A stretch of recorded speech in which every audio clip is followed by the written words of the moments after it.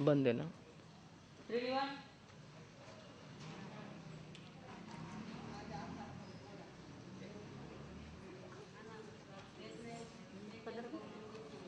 जय हो महात्मा पुरुषों की सदाकाल। जय हो महात्मा पुरुषों की सदाकाल। जय हो।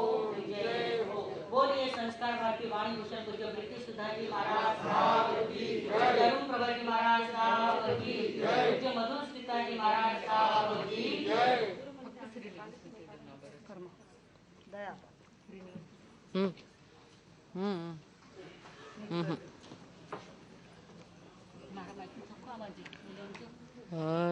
अरहन्तो भगवन्त इन्द्रमहिता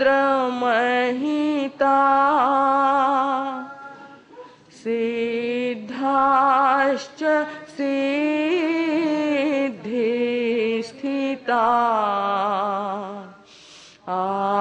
आचार्या जिन शासनोन्नति करा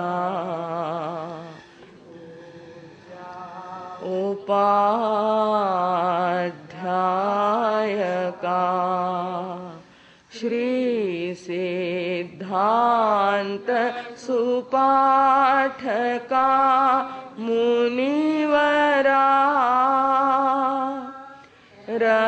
रत्नत्रया राधका पंचैते परमेष्टिनं प्रतिदिनं कुर्वन्तु नो मंगलम कुर्वन्तु नो मंगलम।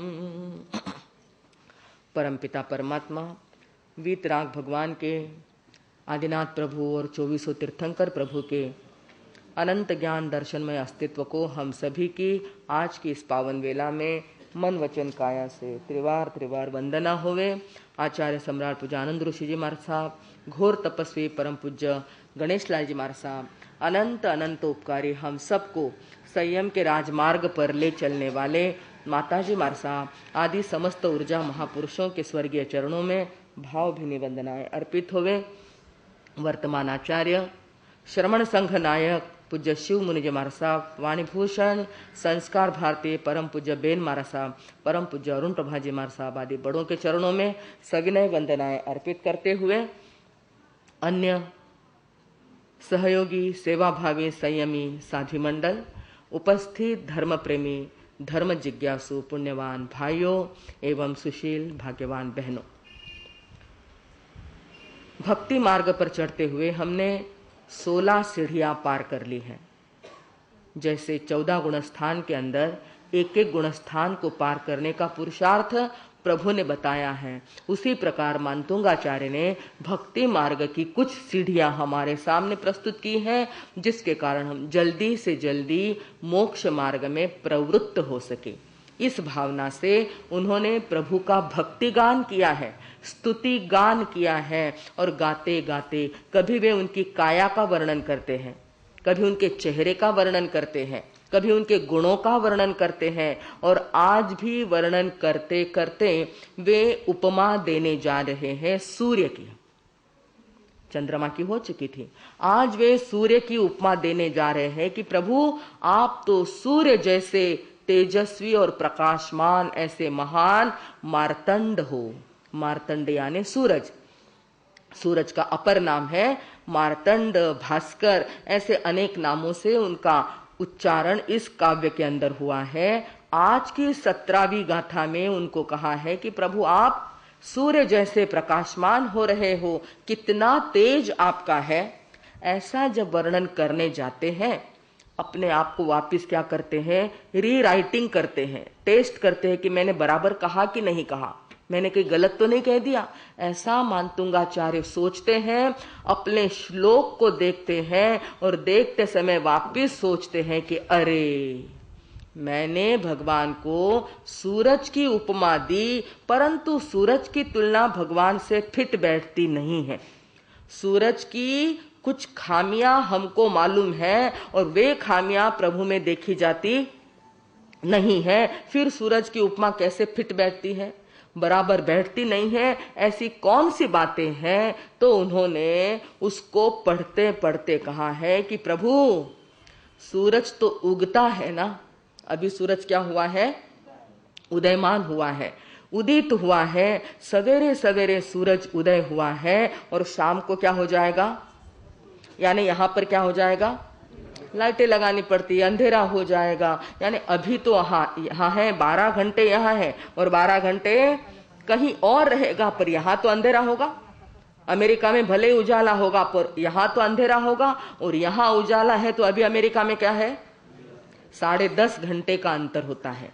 अमेरिका पूर्व में और पश्चिम में 10.5 घंटे का अंतर हो जाता है। तो सूरज का बेचारे का काम सबको उजाला तो देता है, परंतु एक क्षेत्र के अंदर कभी रहता है और दूसरे क्षेत्र के अंदर कभी रहता है। जब यहाँ रहता है तब वहां नहीं, और वहां रहता है तब यहाँ नहीं। यानी ही उसका क्या चलता है? उदय और अस्त, उदय और अस्त। परंतु प्रभु आपका कभी ऐसा सुना नहीं कि एक बार ऋषभदेव तीर्थंकर का उदय हुआ है, उनके कैवल्य ज्ञान का उदय हुआ है, और कभी कुछ वर्षों के बाद उसका अस्त हुआ है? ऐसा कभी सुना आपने? नहीं, ऐसा होता ही नहीं। उनके कैवल्य ज्ञान का उदय हो गया सो हो गया, वो ऐसा नहीं कि कभी है और कभी नहीं। इसलिए मेरी उपमा क्या हो गई? थोड़ी थोड़ी कम हो गई। दूसरी बात वो कहते हैं कि हमारे सूरज भगवान को कभी कभी राहु ग्रस जाता है। देखा है ना, ग्रहण लग जाता है, राहु क्या हो जाता है उसके ऊपर? खग्रास या खंडग्रास, ना जाने किस प्रकार से उसके ऊपर राहु की छाया जब पड़ जाती है तो उसके ऊपर थोड़ा सा क्या हो जाता है? कलंक लग जाता है। हमारे भगवान के उस केवल ज्ञान के सूरज में ऐसा कभी राहु बिहू लगता है ही नहीं। वे तो सदैव प्रकाशमान होते रहते हैं। तीसरी बात बताते हैं, ऐसा सबकी अपनी जानी मानी है, हमने उसकी तरफ ख्याल नहीं दिया।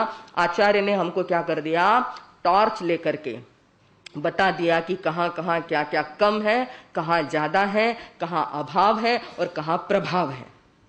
तीसरी बात में बताते हैं कि सूरज भगवान जब पधारते हैं वैसे तो प्रकाश चारों तरफ देते हैं, पर कभी ऐसा होता है कि कहीं पहाड़ों में गुफाएं हैं, कंदराएं हैं, गहन गहन ऐसी जगह है, वहां पर सूरज का प्रकाश नहीं जा सकता। ये अपने अनुभव की बात है, छोटी बात है पर अनुभव की है कि जहां उनको जाना है वहां चले जाते। पर